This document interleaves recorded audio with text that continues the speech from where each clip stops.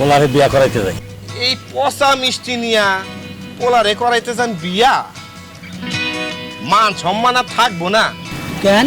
যদি মান সম্মান বাঁচাইতে চান এই পচা মিষ্টি ফেলাই দিয়া রাব্বানির মিষ্টি নিয়ে যান। আব্বা, রাব্বানি মিষ্টি দরকার।